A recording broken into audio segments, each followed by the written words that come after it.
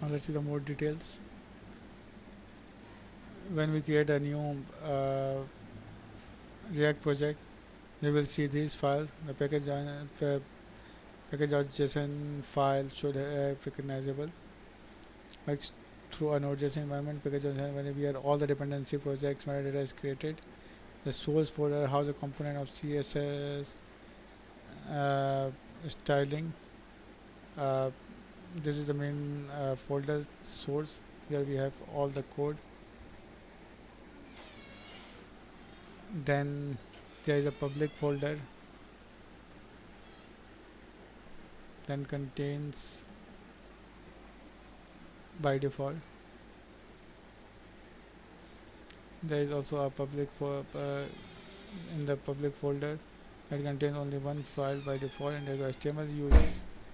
You would usually never test that it by self. This is a super simple bare bones HTML file, and React app is run. React does some magic under the hood that takes all the components JavaScript code command action and so basically this file you don't need to change anything inside this file because you are not the owner of this file. React will do all the changes in this file and will display your application through this file. So basically you just have to do changes and make components inside the source folder.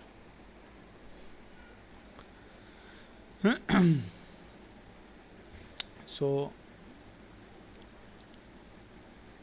the public folder basically contains everything you want directly accessible on your website. For example, if you add an image called avatar.png in your public folder, you can then display that image when the React component as such. Okay, so you can add any public files in it like images or anything in it, and then you need to access this inside the source folder inside the component. So don't change anything in another HTML. You can copy your some images, public images, or just like that inside the public folder, but don't change index.html. Okay.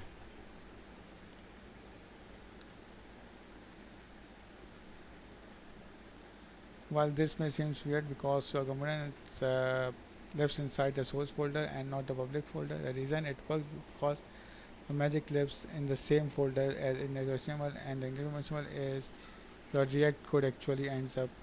So when referencing an image using the relative path or avatar.png, it's note that avatar.png must be inside the public folder.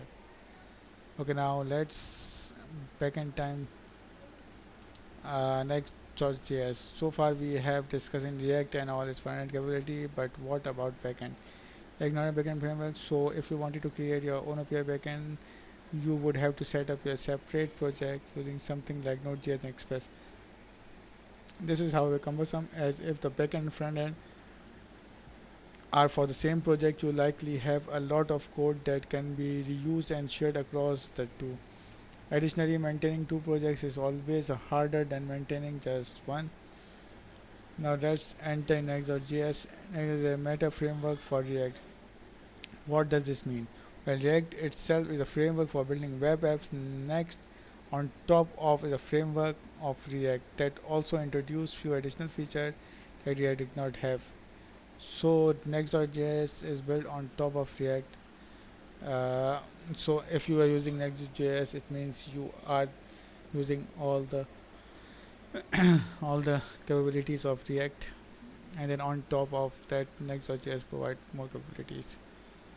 If you know React, Next is 90% the exact same thing. So if you have learned React, then Next it means that you have learned 90% of Next.js. Okay.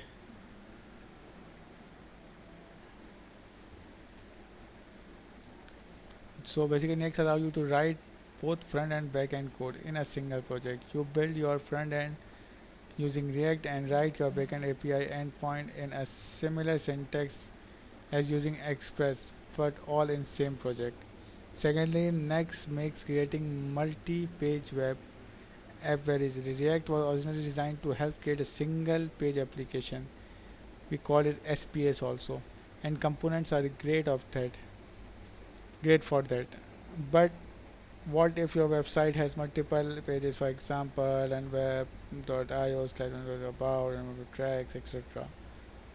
For this, libraries such as React Router will introduce, which makes it possible, but also are a bit cumbersome. Next, simplify things a lot by allowing automatic page routing based on file name.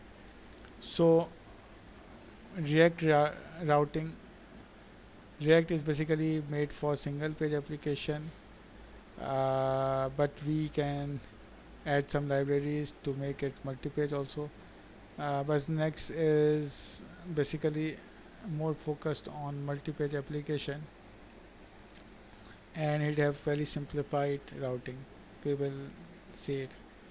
Lastly, next also features server-side rendering and static site generation. Means these are not features we will use within our tracks, so I will not spend too much time here, but feel free to go through the recommended and reading later on if you like to learn more about them. Okay, so do learn about these features: server side rendering and static site generation, which is provided by Next.js. Now, routing in Next. Okay, so when you create a Next.js project, you will see these folders. These are more than these are this looks so many files, but these are very well structured. So let's see. There's a public folder for exactly the same that we have learned in the React.js. The style folder is a good addition,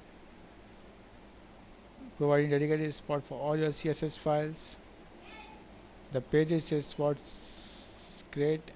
Underscore app is also generated file that usually you will not be touching yourself, and set up some boilerplate code that allowed Next to render the proper components. Then pages animation is set the home page of your website. Basically, every file within the pages folder is a route of your folder. So yes, this is the very important folder pages. As we talk about, the routing is very easy in Next.js. You just have to make a file name with the route inside the pages, so we will get the exact route. We can call it by the browser, so it's very useful.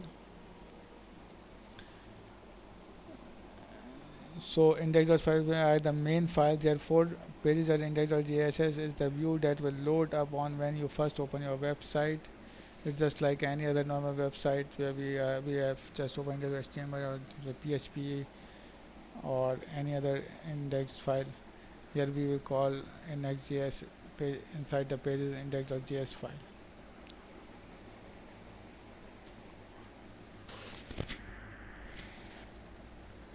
If you add more files under the pages folder, for example file named about.js, it will be available. As I said that if you're creating a file inside the pages folder, you can see here that you will now get this domain. You will now get this route because you have created this file name about.js in your website. So this is a fun fact that Atlant Web 3 website is created using Next, and that is exactly how our about page works. So this website is also created in in Next.js framework. So this is great because you don't have to deal with things like React Router. Building multi-page website is as simple as just creating a new file under the pages folder, and Next will automatically generate route based on the file name for you. This is very useful feature of Next.js. You can also multi-routing by creating subfolder under the pages folder. For example, pages tracks, and it will have the route tracks fisherman. So we can also do multi-routing by just creating a folder inside the pages for folder, then create full file inside it. But the main difference between React.js and this comes routing between web pages. When come to React does file based routing automatically, whereas Next requires routing. Okay, no, that's not correct. Exactly, React requires an file routing automatically. Okay, now writing an API.